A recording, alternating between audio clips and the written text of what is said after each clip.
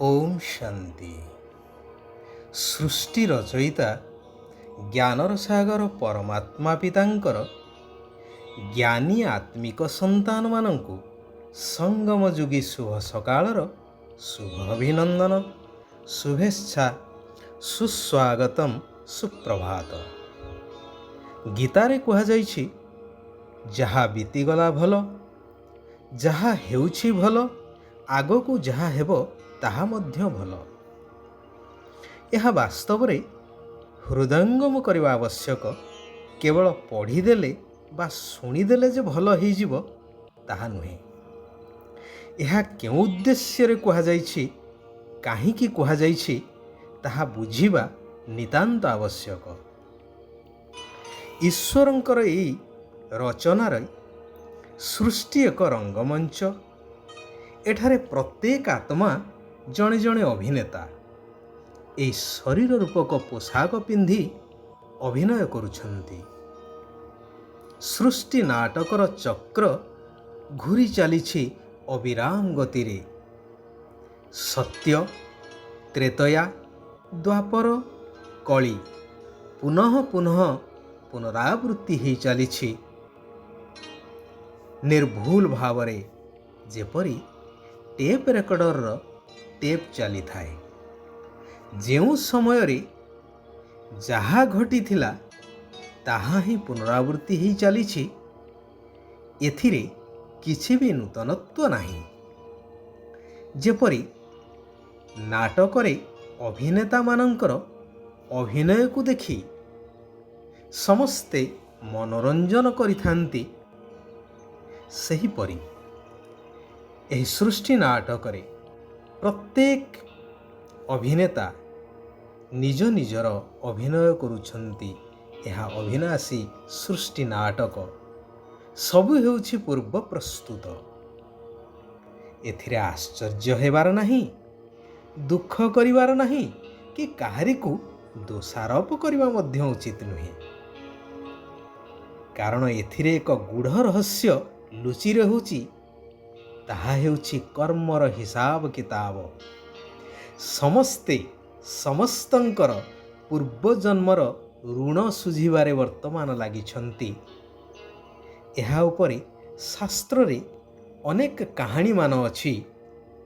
ଯେପରି ରାମାୟଣରେ କବନ୍ଧ ରାକ୍ଷସର କଥା ରହିଛି, କିପରି ସେ ଗନ୍ଧର୍ବରୁ ରାକ୍ଷସ ହେଲେ, ଯାହାର ଗୋଟିଏ ଆଖି ଅଣ୍ଟା ଠାରୁ ପାଦ ପର୍ଯ୍ୟନ୍ତ ନାହିଁ, ନିଶ୍ଚଳ ହୋଇ ଗୋଟିଏ ଜାଗାରେ ପଡ଼ି ରହିଥିବ, କେବଳ ଦୁଇ ହାତକୁ ଇଚ୍ଛା ମୁତାବକ ପ୍ରସାରିତ କରି ଶିକାର କରି ଭକ୍ଷଣ କରୁଥାଏ।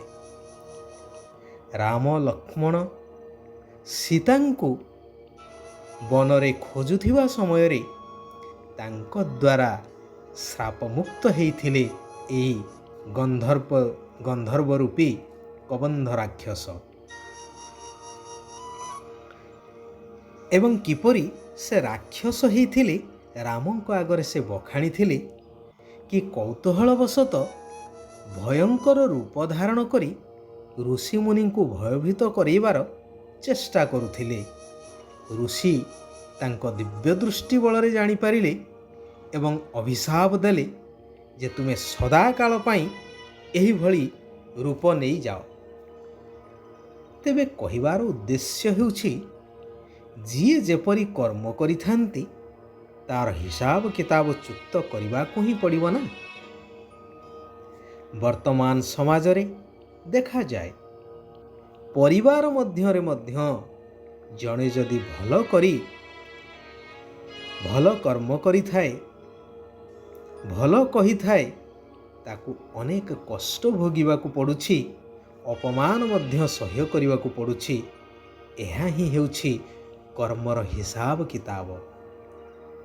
ଯିଏ ଏହି ସୃଷ୍ଟି ନାଟକର ଅଟଳ ନିୟମ ବିଷୟରେ ଅବଗତ, ସେମାନେ ଏଥିରେ ବିଚଳିତ ହେବା ପରିବର୍ତ୍ତେ ଖୁସି ଅନୁଭବ କରିଥାନ୍ତି। କାରଣ ସେମାନଙ୍କର ନିଶ୍ଚୟତା ଥାଏ କି ଏହା ମୋର କର୍ମର ହିସାବ ଚୁକ୍ତ ହେଉଛି। ଯେପରି କେହି ଜଣେ ଅଭାବୀ ବ୍ୟକ୍ତି ନିଜର ମୁଣ୍ଡ ଝାଳ ତୁଣ୍ଡରେ ମାରି ପେଟରୁ କାଟି ସଞ୍ଚୟ କରି କରି ଋଣ ପରିଶୋଧ କଲା ପରେ ଖୁସି ହେଇଥାନ୍ତି ଦୁଃଖୀ ହେବା ପରିବର୍ତ୍ତେ, କାରଣ ସମ୍ପୂର୍ଣ୍ଣ ଚିନ୍ତାମୁକ୍ତ ହେଇଯାଇଥାନ୍ତି ନା। ଠିକ୍ ସେହିପରି ସେଥିପାଇଁ ଗୀତାର ସେହି ମହାନ ଉକ୍ତିର ଭାବକୁ ବାସ୍ତବରେ ବୁଝିବା ଦରକାର କି ଯାହା ବିତିଗଲା ତାହା ଭଲ, ଯାହା ଘଟୁଛି ତାହା ମଧ୍ୟ ଭଲ, ଆଉ ଆଗକୁ ଯାହା ଘଟିବ ତାହା ଆହୁରି ଭଲ। ଏଥିରେ ସମସ୍ତଙ୍କର କଲ୍ୟାଣ ହିଁ କଲ୍ୟାଣ ଅନ୍ତର୍ନିହିତ ହୋଇ ରହିଛି।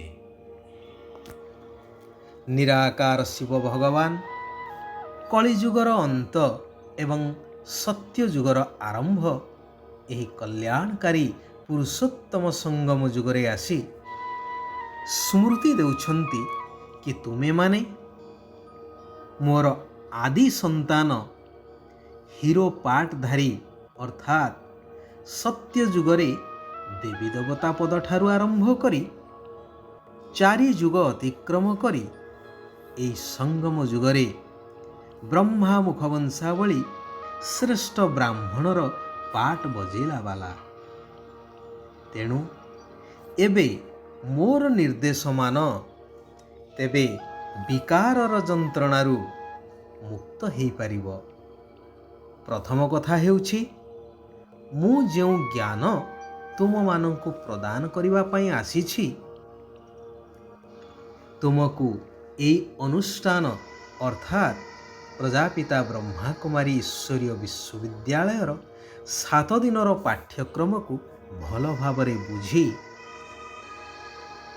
ସେହି ଅନୁସାରେ ଚାଲ, ଯଦ୍ୱାରା ତୁମେ ନିଜକୁ, ନିଜର ପ୍ରକୃତ ପିତାଙ୍କୁ ଏବଂ ଏହି ଅବିନାଶୀ ସୃଷ୍ଟି ନାଟକର ରହସ୍ୟକୁ ସହଜରେ ଜାଣିପାରିବ ଏବଂ ନିଜର ଆଦି ସ୍ୱରୂପର ସ୍ମୃତି ଦ୍ୱାରା 5 ବିକାରର ରୋଗ ସମ୍ପୂର୍ଣ୍ଣ ତୁମଠାରୁ ଦୂରୀଭୂତ ହୋଇଯିବ।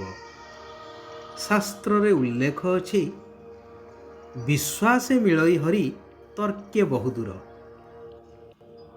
ଧୈର୍ଯ୍ୟ ଧରି ଏହି 7 ଦିନର ପାଠ୍ୟକ୍ରମକୁ ପୂରା କର, ଯାହା ସମ୍ପୂର୍ଣ୍ଣ ନିଃଶୁଳ୍କ। ଧୀରେ ଧୀରେ ମନର ସମସ୍ତ ପ୍ରଶ୍ନର ଉତ୍ତର ଏହି 7 ଦିନ ମଧ୍ୟରେ ସମାପ୍ତ ହୋଇଯିବ, ଅର୍ଥାତ୍ ସବୁର ଉତ୍ତର ମିଳିଯିବ। ବାସ୍ତବତାକୁ ଜାଣିସାରି କୌଣସି କଥାରେ ସଂଶୟ ଆଣିବା ଅନୁଚିତ। ସାକ୍ଷୀ ହୋଇ ପ୍ରତ୍ୟେକ ଅଭିନେତାଙ୍କର ସବୁ କିଛି ଅଭିନୟକୁ ଦେଖ। କେବେ ହେଲେ ନିଜର ଚରିତ୍ରର ରେକର୍ଡକୁ ଖରାପ କର ନାହିଁ। ନିଜକୁ ବିନ୍ଦୁ ଆତ୍ମା ନିଶ୍ଚୟ କରି ନିରାକାର ବିନ୍ଦୁ ପିତାଙ୍କ ସ୍ମୃତିରେ ରୁହ, ତେବେ ସମ୍ପୂର୍ଣ୍ଣତାକୁ ପ୍ରାପ୍ତ କରି କର୍ମାତୀତ ଅବସ୍ଥା ହୋଇଯିବ। ସତ୍ୟ ପିତାଙ୍କ ସହିତ ସମ୍ପୂର୍ଣ୍ଣ ସତ୍ୟତାର ସହିତ ଚାଲିବା ଦରକାର। ଶିବ ବାବା କହୁଛନ୍ତି, ସନ୍ତୁଷ୍ଟତା ରୂପୀ ସମ୍ପତ୍ତି ଦ୍ୱାରା ବିନାଶୀ ଇଚ୍ଛାଗୁଡ଼ିକୁ ସମାପ୍ତ କରୁଥିବା ସଦା ସନ୍ତୁଷ୍ଟ ମଣି ହୁଅ। କୁହାଯାଏ, ଯିଏ ସଦା ସନ୍ତୁଷ୍ଟ ତା ପାଖରେ ସବୁ କିଛି ପ୍ରାପ୍ତ ହୋଇଥାଏ। ଅସନ୍ତୁଷ୍ଟ ଆତ୍ମାର ଇଚ୍ଛା କେବେ ହେଲେ ପୂରଣ ହୋଇନଥାଏ, କାରଣ ଗୋଟିଏ ଇଚ୍ଛା ପୂରଣ ହେଲେ ଆଉ 10ଟି ଇଚ୍ଛା ଉତ୍ପନ୍ନ ହୋଇଥାଏ। ସେଥିପାଇଁ ବିନାଶୀ ଇଚ୍ଛାଗୁଡ଼ିକୁ ଭୁଲିଯାଅ, ତେବେ ଅବିନାଶୀ ପ୍ରାପ୍ତିର ଅଧିକାର ପ୍ରାପ୍ତ ହୋଇଯିବ। ଯଦି ସ୍ମୃତିର ସୁଇଚ୍ ସଦା ଅନ୍ ରହିବ, ତେବେ କେବେ ବି ମୁଡ୍ ଅଫ୍ ହେଇପାରିବ ନାହିଁ। ଆଚ୍ଛା, ଆଜି ପାଇଁ ଏଇଠାରେ ଆମେମାନେ ବିରାମ ନେବା। ଆସନ୍ତାକାଲି ପୁନଃ ଆମେମାନେ ସେହି କଲ୍ୟାଣକାରୀ ପରମାତ୍ମାଙ୍କର ଆଉ କିଛି କଲ୍ୟାଣକାରୀ ମହାବାକ୍ୟକୁ ଆଲୋଚନା ମାଧ୍ୟମରେ ଧାରଣା କରିବା, ନିଜ ଜୀବନକୁ ଶ୍ରେଷ୍ଠ କରିବା ସହିତ ସାରା ବିଶ୍ୱର ଆତ୍ମାମାନଙ୍କର କଲ୍ୟାଣ କରିଚାଲିବା। ଓମ୍ ଶାନ୍ତି। ଓମ୍ ଶାନ୍ତି। ଓମ୍ ଶାନ୍ତି।